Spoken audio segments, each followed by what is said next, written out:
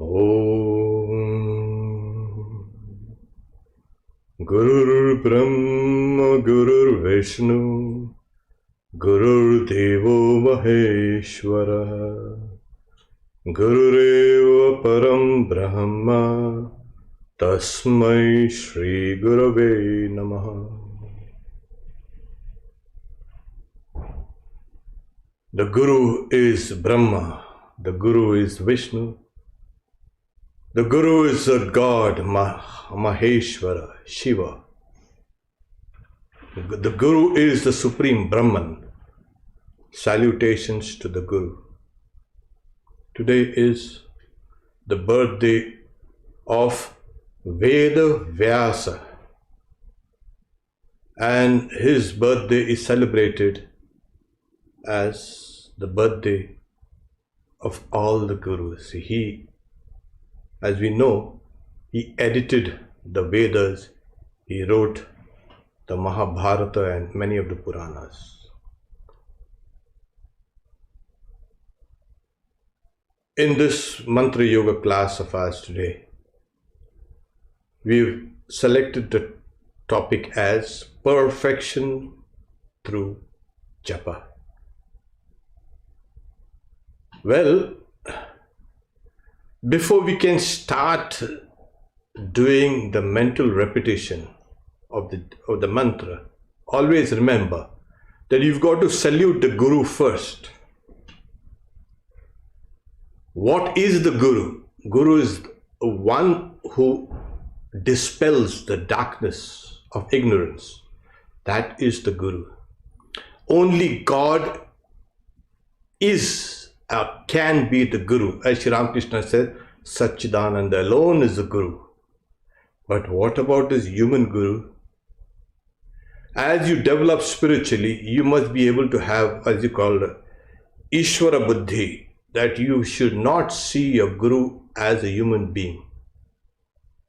But since that takes time to develop, for now you can take your Guru as a channel for God's grace and mercy and compassion and love to flow through. This is the Guru. And we repeat the name of God, the mantra, which has been given to us by the Guru. The whole of religion, not only in Hinduism, the whole of any religion, anywhere, depends on Japa, the repetition of the Guru name or God's name. Here we have this idea that you eliminate the practice of Japa in any religion and nothing of the religion is left. And this is in all religions. In some form or the other, the repetition of God's name has been central to all spiritual disciplines. Well, this is the basis of all spirituality. Can this basis of all spirituality lead us to perfection? Obviously. Holy Mother says, Japat Siddhi. One attains perfection through Japa. And this is what even Swami Brahmananda, he says that the easiest way to attain to perfection, the awakening of the Kundalini, is through the practice of Japa, the safest way. Now there are two things that we must understand. What does one mean by one attains perfection? Well, you, the one who repeats the mantra, attains perfection. If the one who repeats the mantra attains perfection, that implies the mantra first has to become one with the repetitor. One who repeats. It has to become one with you. This is extremely important. Right now, the mantra is separate from you. But as you keep on repeating, it becomes one with it. So the first thing that happens is the mantra awakens. And that awakens that innate perfection. What is there in the mantra? The innate perfection lies hidden in the mantra, like a seed in which the whole of this tree lies hidden, inherent, and the tree gradually, the seed gradually germinates, pierces the ground, emerges out in the sunlight, and grows into a tree. It's exactly the same way that this mantra works. If now we can understand this, that perfection is in a potential form in the very mantra itself. You don't need to have any other means to make you perfect or make the mantra perfect. It is perfect. Like Swami Vivekananda says, each soul is potentially divine. The goal is to manifest this divine within by controlling nature without. Do this either by work or psychic control or philosophy, one or more, and be free. What he says is, it is the perfection has to be manifested. And how does one manifest the perfection? It's simply by repeating with devotion and with concentration the mantra. There's perfection there. So that perfection will make you perfect. You, the mantra, join forces, as it were. It becomes part of your nature then. And then you will find the whole thing. Like a seed that always needs sunlight and water and air, etc. in order to grow, so also the seed of the mantra needs devotion and love, veneration to the Guru, veneration to the Ishta, and slowly keeps on growing and growing and growing. So this coalition, the you and the mantra, slowly comes in as you keep on repeating, and it becomes a part of you. You, the subject, and you have the mantra. Okay? The subject becomes one with the mantra becomes one with the subject. And this is done through repetition. Now, we are all talking about repetition and repetition and repetition. How many times? It has to be understood that repetition has to be a meditative repetition. Then it makes sense. We will, in our practice today, we will try this meditative repetition. But how do you know you are repeating it with devotion? Well, the mantra awakens. It is called mantra siddhi.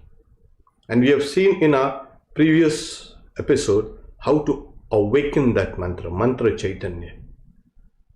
When the mantra begins awakening, there is something called mantra siddhi. Siddhi is simple perfection. Others translate it as the various powers that one attains. We are not talking about powers at all. We are talking about just perfection. So the external signs of a mantra that is now awakening are: one, first the mantra appears in fiery letters. Yes, you will see that same mantra in fiery letters. Or in golden letters. That indicates that you are now in the stage of the mantra that has become awakened. The next is what purity is felt. It's like, oh, I'm pure, but I'm not sure, I'm doubtful. This purity is a tangible feeling. You will feel your body and you will feel your mind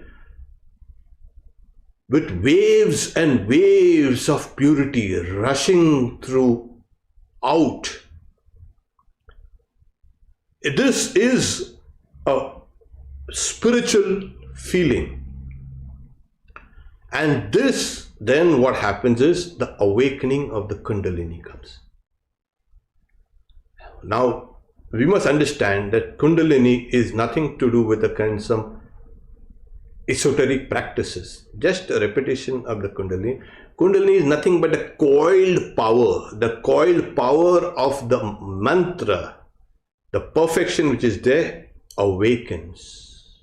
Okay. This is one of the signs. These four. Then, as the mantra has become perfect, you will find it repeating itself in the waking and the dream state. You will no longer need to put any effort in repeating God's name, the mantra. It will repeat by itself, and there will be no sense of fatigue. That has to be understood.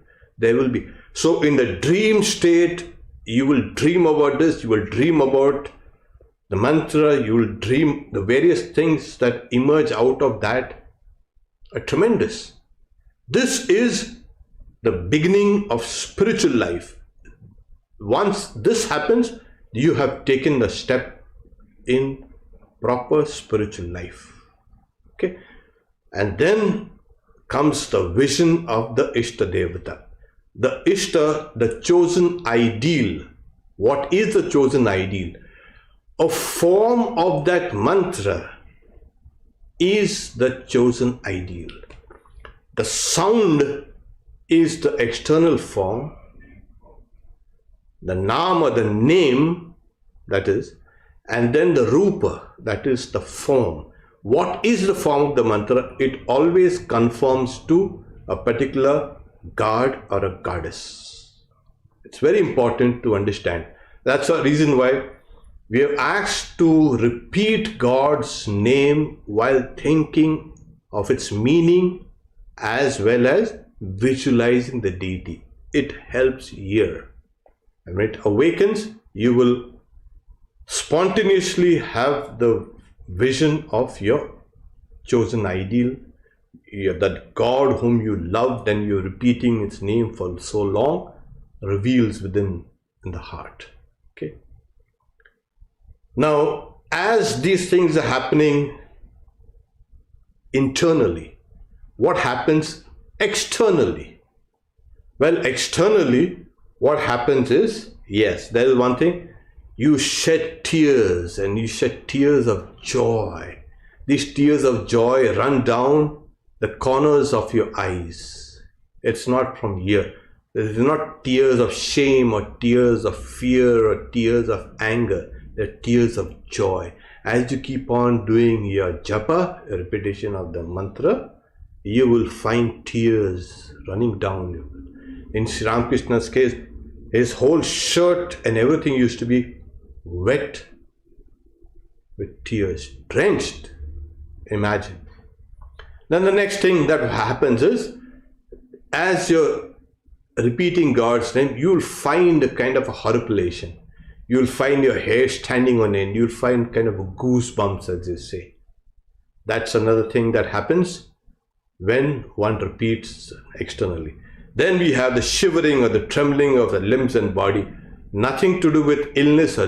These are the spiritual waves that are rushing up and down your body that makes your limbs tremble.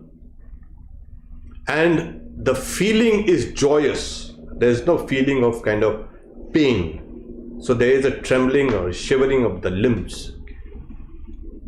the chest and the upper parts of the body becomes flushed. Sri Ramakrishna says his father, when he used to take the name of God, his chest used to get flushed. So that your face, your neck and your chest and your back becomes flushed, especially this side of the flushed, because all the blood is rushing up towards the higher aspects of your being. And then we can sometimes, none of this thing happens, but you can become perfectly still. You'll sit stock still, and amazingly you won't even realize how long you've been sitting. You'll be just immersed in it. It has nothing to do with samadhi and all these things. It's just that you become stock still. That is one of the signs. The next sign is, as you know, sometimes you'll get into a fit of laughter. But it's, sometimes, when we cry too hard, it sounds like we are laughing. When we laugh too hard, it seems feel like it's crying. But this laughter is a sense of, you can say, release, kind of something, that joy that's bubbling up.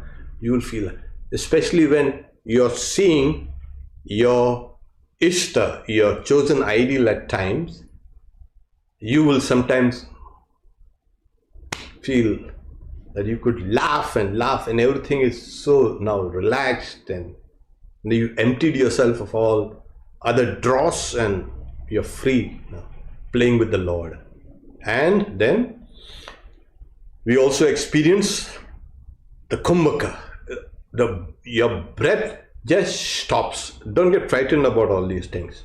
These are natural external signs. Your breath completely stops, your breathing stops.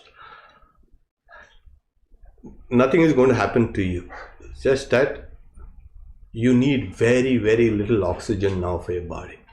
Your body has transcended its ordinary limitations.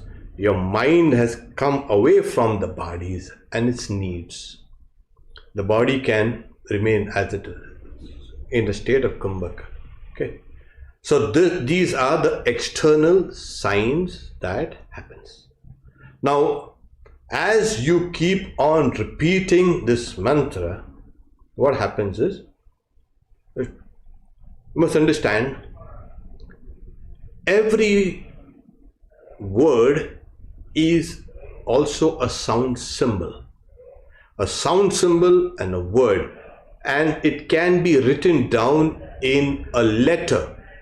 That letter is, as it were, you can say, external, the symbol, the alphabet. Take for example, Om. It is written down in a kind of a symbol, and that is now kind of a letter now. The moment you say a word, the meaning automatically flashes in your mind. So the meaning, the word are always joined together. And then what happens? There is first the soundless state of that word. And from there emerges first the thought, the meaning, the knowledge of that. And then it becomes condensed, then it is articulated. Om. It goes back in its diffuse state, that's a silent state. It's not meant the ordinary way of silence. It is the field of potential. From that field of potential, from that silence emerges sound. And sound becomes grosser and grosser and grosser, and then it's articulated through the mouth and throat and pharynx and larynx, and then it merges back into silence. So as you keep on repeating the mantra, it emerges from silence and merges back into silence. So these are the 4 stages of sound given. The grossest is called Vaikhari, the gross sound. This is ear, but in the mouth and throat. And then it becomes, you can say, Madhyama.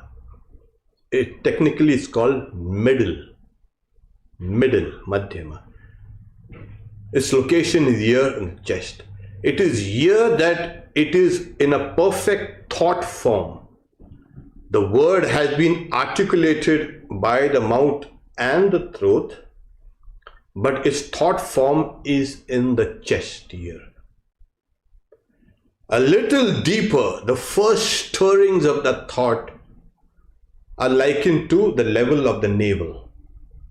It's from here. It's called Pashyanti.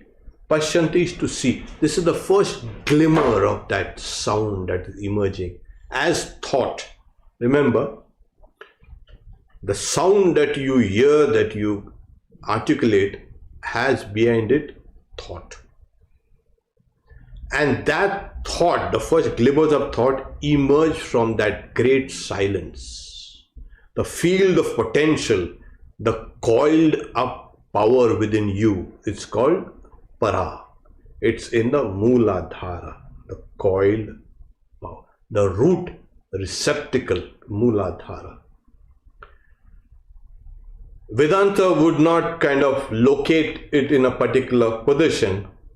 They say your whole being has 3 levels, and these levels are the first, the deepest level, the diffuse state of your being, from where the power arises, and that is transformed as thought, like that nebulous state. That from the nebulous state, things are getting coalesced around a particular part, and that nebulae is now coalescing slowly, and then it becomes into a kind of a solid object like a star or a planet or a galaxy.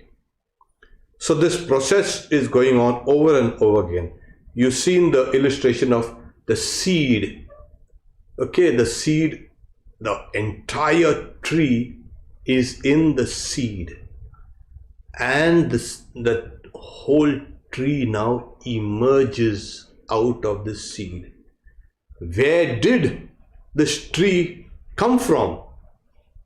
Oh, the tree, as it grew big and mighty, coiled its power within a seed, and that seed then gives rise to another tree. So the whole of that potential is in this.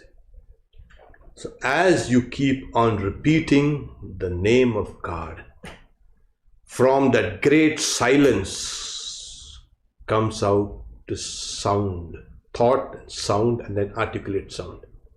So perfection is inherent in that mantra.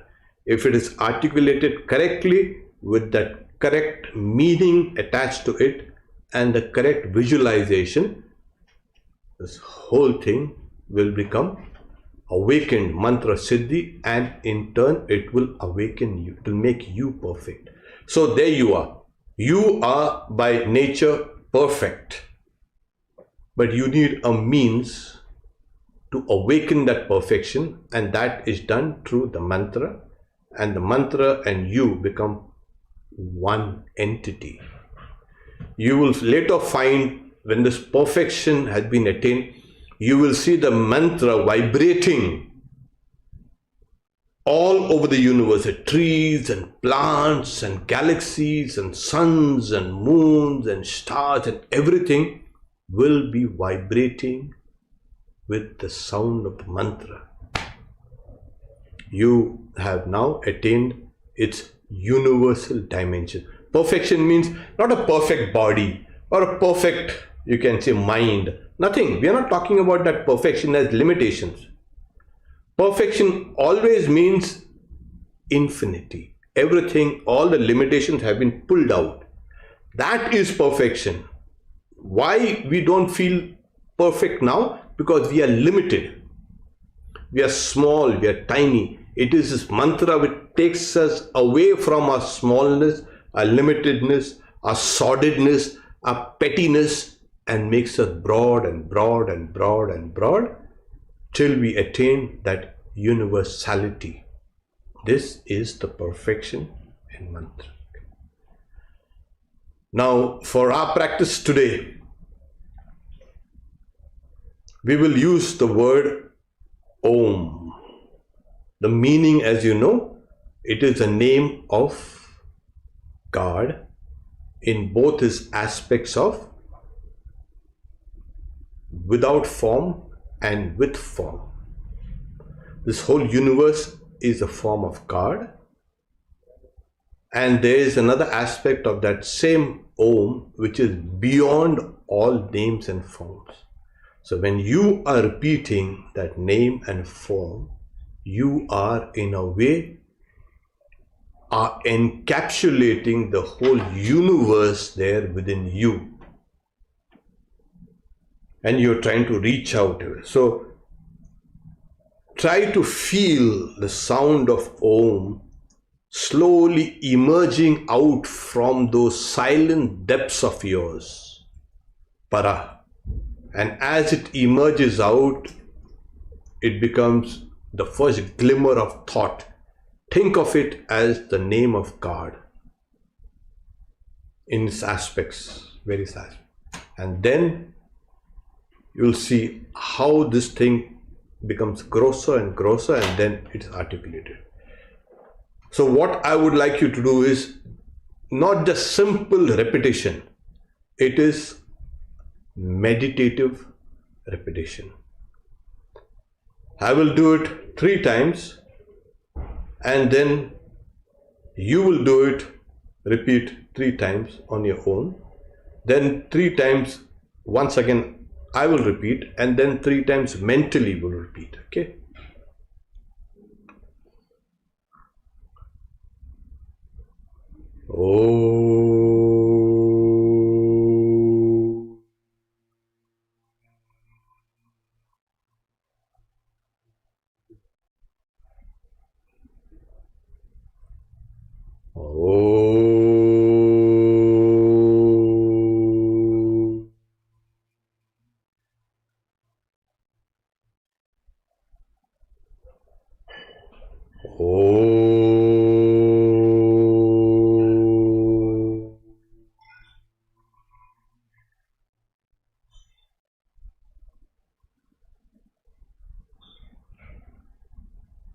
Repeat it 3 times, please, the way I did it. With love, slowly, think of its meaning.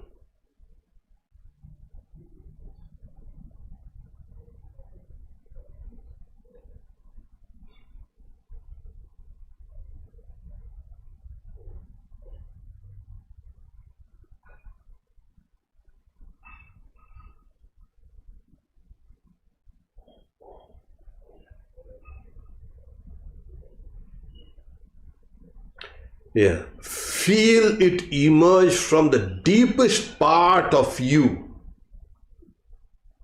And as it emerges, it's vibrating. The sound is there, it's vibrating, and your whole being is as it were manifested. That perfection in that silent aspect, the deeper aspect of you, the seeds of perfection are emerging out from there, becoming grosser and grosser, and then again merging in that.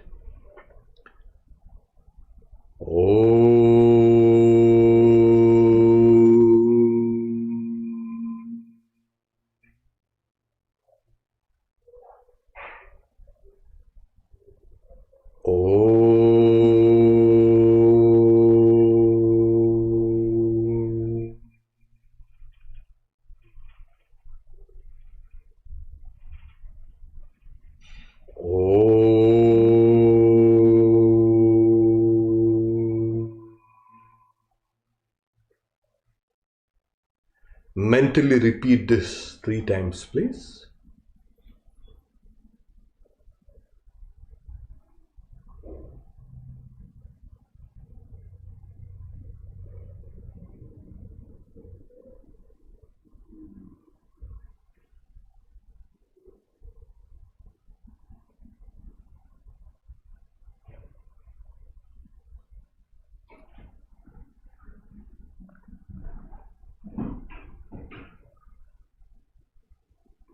Om Shanti Shanti Shanti. Hari Om Tat Sat. Shri Ram Krishna Arpanamastu.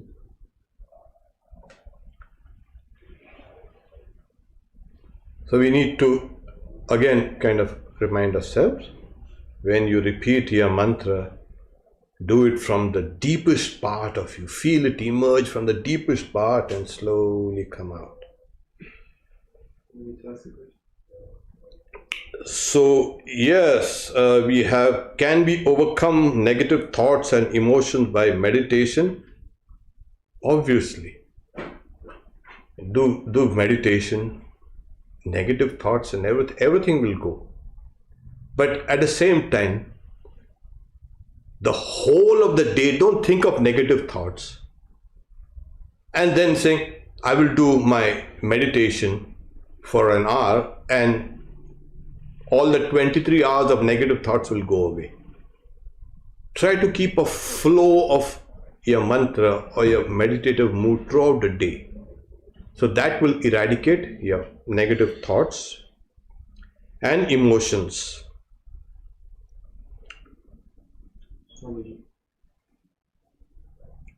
Yes, Swamiji, you have mentioned about Ishta Devata. The Ishta Devata, the chosen ideal pictures available are drawn by someone. There may be different pictures for the same Ishta Devata. So is it right to visualize the Guru? The Guru will show you your chosen ideal. The Guru in his initiation ceremony will show you, this is your chosen ideal. Use that picture which the Guru has shown you. Okay, that is it. Those who have not been blessed enough to be initiated, take any name of God which suits you, which you like, which you love, and the picture, that very picture of that deity, and you can use it. There is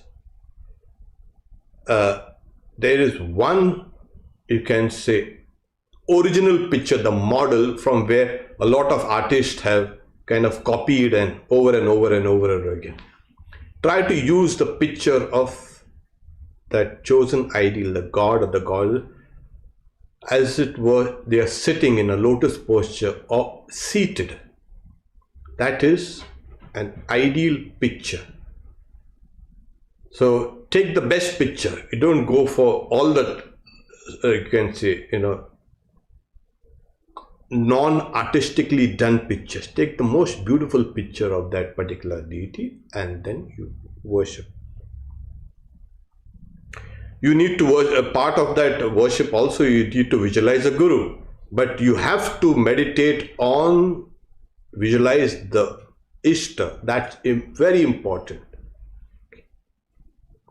How to stop loop of negative thoughts and emotions? Well, start another loop of positive thoughts and emotions. That's the way. Okay. Is it okay to visualize different pictures of one deity, or should we meditate only on one the same? No, meditate only on that one particular picture of the deity. Take that one, because as you meditate, a groove is cut in your mind. Okay, and that groove has to get deeper and deeper and deeper and deeper. So that groove is called a samskara, a mark. That mark has to get stronger and stronger and stronger. Take one picture, please, and meditate on that over and over and over again. Is the mantra repetition the tool to see through Maya? Oh yes. Perfect. It is the mantra that dispels all your illusions. It happens slowly. See, as you keep on repeating, you will find a lot of misconceptions that you had about yourself, about people, about the world are disappearing. All your illusions, all your attachments are going away. This is what is Maya. And then finally the whole thing will disappear. Yes, the mantra is the most powerful thing. So thank you very much on this Guru Purnima day. We see you again next Saturday with a different aspect of the mantra.